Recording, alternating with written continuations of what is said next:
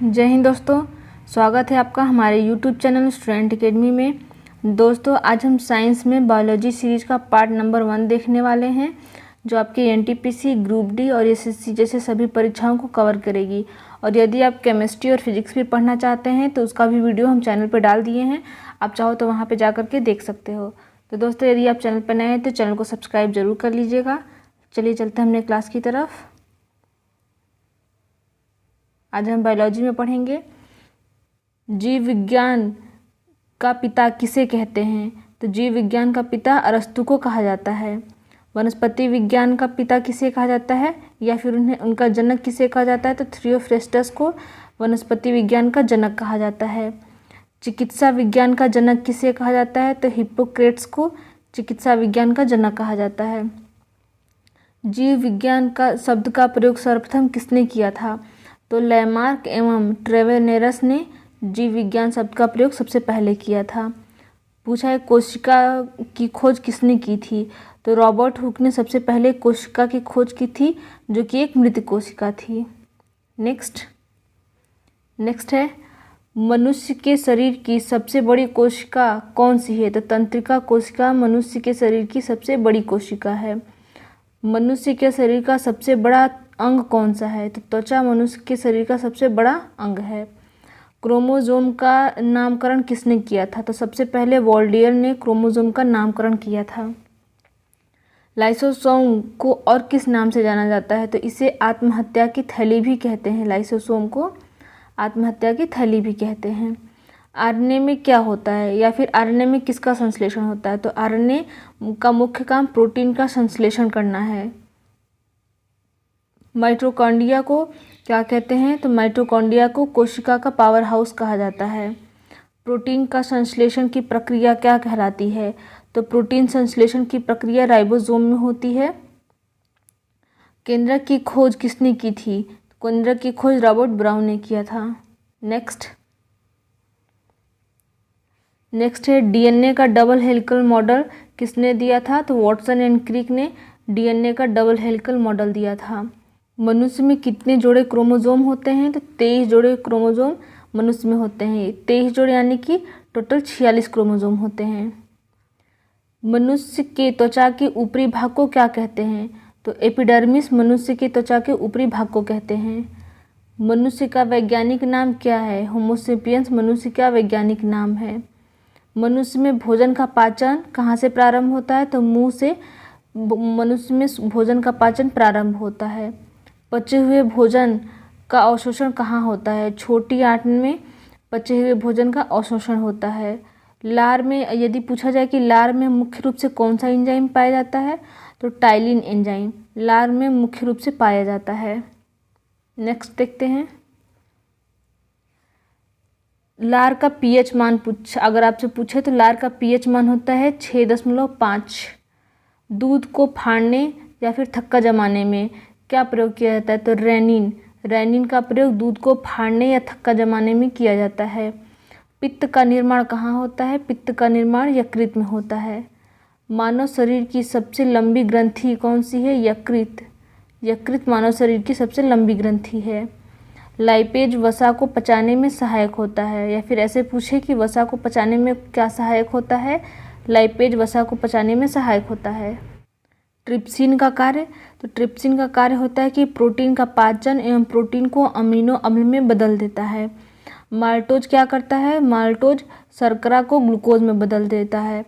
Insulin की खोज किसने की, तो इंसुलिन की खोज बेंटिंग एवं बेस्ट ने किया था। इंसुलिन क्या करता है, तो रुधिर में शर्करा की मात्रा को नियंत्रित करता है इंसुलिन हार्मोन। आरबीसी को यकृत के द्वारा नष्ट किया जाता है, या फिर ये पूछा जाएगा कि आरबीसी को कहाँ नष्ट करते हैं, तो यकृत में नष्ट करते हैं। हिपैरिन क्या कार्य करता है, मनुष्य के अंदर रक्त को जमने से रोकता है। कार्बोहाइड्रेट क्या करता है, तो कार्बोहाइड्रेट शरीर को ऊर्जा प्रदान करता है। और यदि आपसे पूछे कि कितने अमीनो अम्ल मिलकर एक प्रोटीन का निर्माण करते हैं, तो टोटल 20 अमीनो अम्ल मिलकर के एक प्रोटीन का निर्माण करते हैं। नेक्स्ट हो जाएगा कि 1 ग्राम वसा में कितने किलो कैलोरी ऊर्जा मिलती है, तो 9.3 किलो कैलोरी 1 ग्राम वसा में मिलती है। विटामिन की खोज किसने की थी? विटामिन की खोज फंक ने किया था। फंक नामक वैज्ञानिक ने विटामिन की खोज की थी। जल में घुलनशील विटामिन कौन सी है? विटामिन बी और सी जल में घुलनशील विटामिन है। और वसा में घुलनशील विटामिन विटामिन ए, डी, ई के हो जाएगा, ये ई के हो जाएगा। नेक्स्ट, मनुष्य के शरीर में लगभग कितने प्रतिशत जल होता है? तो 65 से लेकर के 80% तक मनुष्य के शरीर में जल होता है। हड्डियों और दांतों को स्वस्थ रखने के लिए कौन सहायक होता है? तो फ्लोरीन सहायक होता है हड्डियों और दांतों को स्वस्थ रखने में। अस्थियों तथा दांतों के निर्माण में कौन सहायक होता है? तो कैल्शियम तथा फास्फोरस, ये हड्डियों एवं दांतों को स्वस्थ रखने में सहायक होता है या फिर उनके निर्माण में सहायक होता है। लोहा रक्त में हीमोग्लोबिन बनाने में सहायता देता है। लोहे की कमी से कौन सा रोग होता है? एनीमिया रोग लोहे की कमी से होता है। आयोडीन की कमी से कौन सा रोग होता है? घेंघा रोग आयोडीन की कमी से हो जाता है। नेक्स्ट, विटामिन ए की कमी से रतौंधी हो जाता है। विटामिन बी की कमी से बेरी रोग हो जाता है। विटामिन डी की कमी से रिकेट्स हो जाता है। विटामिन ई की कमी से जनन क्षमता में कमी तथा मांसपेशियां कमजोर हो जाती हैं। विटामिन ए का रासायनिक नाम क्या है? विटामिन ए का रासायनिक नाम रेटिनॉल है। विटामिन बी का रासायनिक नाम थायमिन है। विटामिन बी को थायमिन कहते हैं। विटामिन सी का रासायनिक नाम एस्कॉर्बिक एसिड होता है, जो कि नींबू और आंवले में मिलता है। नेक्स्ट, विटामिन डी का रासायनिक नाम कैल्सीफेरॉल। विटामिन ई का रासायनिक नाम टेकोफेरॉल विटामिन ई का रासायनिक नाम है। रक्त परिसंचरण तंत्र की खोज किसने की? विलियम हार्वे ने रक्त परिसंचरण तंत्र की खोज की थी। कोबाल्ट में क्या पाया जाता है? तो विटामिन B12 कोबाल्ट में पाया जाता है।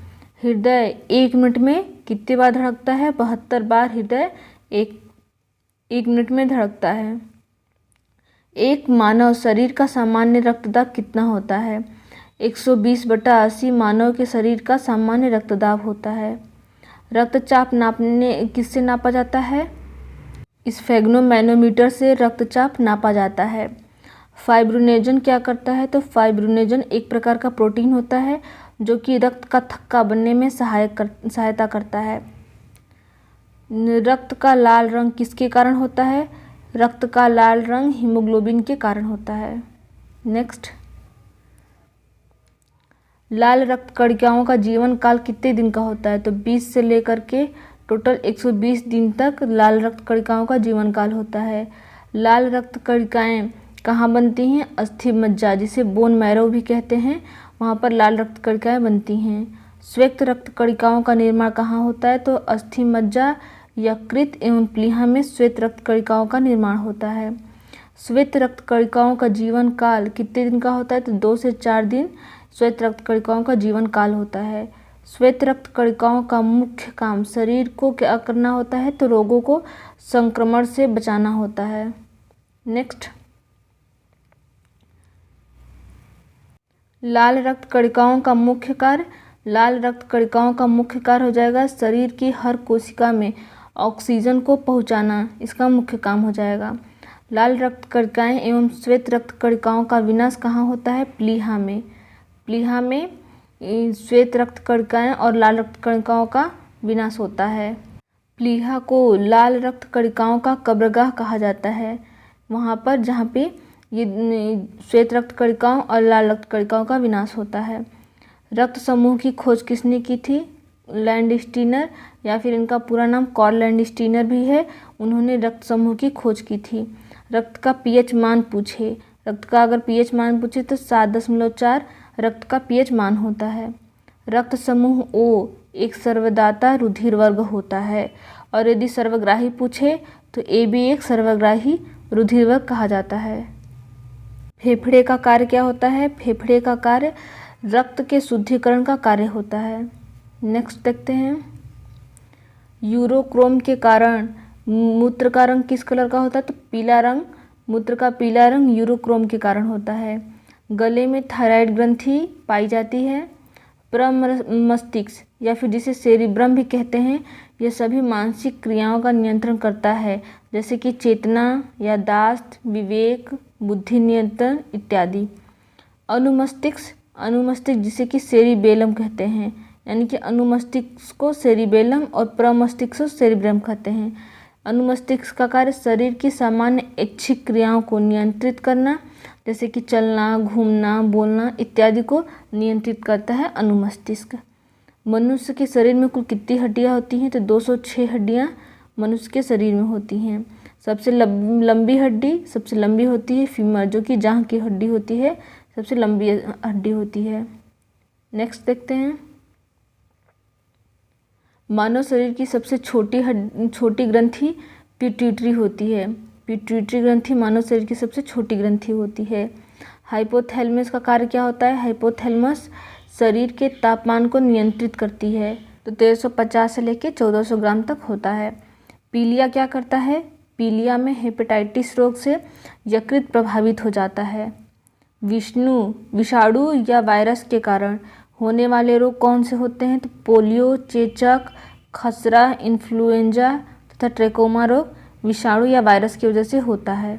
नेक्स्ट देखते हैं, परजीवी या फिर प्रोटोजोआ जिसे कहते हैं, उसके कारण उत्पन्न होने वाला रोग क्या होता है? तो पायरिया, मलेरिया, कालाजार तथा पेचिस, ये परजीवी या प्रोटोजोआ के कारण होता है। जीवाणु या बैक्टीरिया के कारण क्या होता है? तो टिटनेस, हैजा, टाइफाइड, निमोनिया, डिप्थीरिया, तपेदिक तथा क्षय रोग जिसे कि टीबी भी कहते हैं, ये जीवाणु के कारण होने वाला रोग होता है। मेनिंजाइटिस से रोग से मस्तिष्क प्रभावित होता है। टिटनेस, रेबीज, मिर्गी, पोलियो से तंत्रिका तंत्र प्रभावित होता है, यानी कि टिटनेस, रेबीज और या फिर मुर्गी या पोलियो से हमारा तंत्रिका तंत्र प्रभावित हो जाता है। टीबी रोग से बचाव के लिए किसका टीका लगाते हैं? तो BCG का टीका लगाया जाता है टीबी रोग से बचाव के लिए। नेक्स्ट, डिप्थीरिया, टिटनेस तथा काली खांसी से बचाव के लिए क्या लगाते हैं? कौन सा टीका? DPT का टीका इनसे बचने के लिए लगाते हैं। चेचक के टीके का आविष्कार किसने किया था? एडवर्ड जेनर ने चेचक के टीके का आविष्कार किया था। फूलों के अध्ययन को क्या कहते हैं? एंथोलॉजी फूलों के अध्ययन को कहते हैं, और फलों के अध्ययन को पोमोलॉजी कहते हैं। पक्षियों के अध्ययन को क्या कहते हैं? ऑर्निथोलॉजी पक्षियों के अध्ययन को, और कीट पतंगों के अध्ययन को एंटोमोलॉजी कहते हैं। गाय तथा भैंस का गर्भ कार्यकाल कितना होता है, या फिर गर्भ कार्यक्रम कितना होता है? तो 284 दिन ये गाय का होता है और 300 दिन भैंस का होता है। तंत्रिका तंत्र की इकाई क्या होती है? न्यूरॉन, ये तंत्रिका तंत्र की इकाई होती है।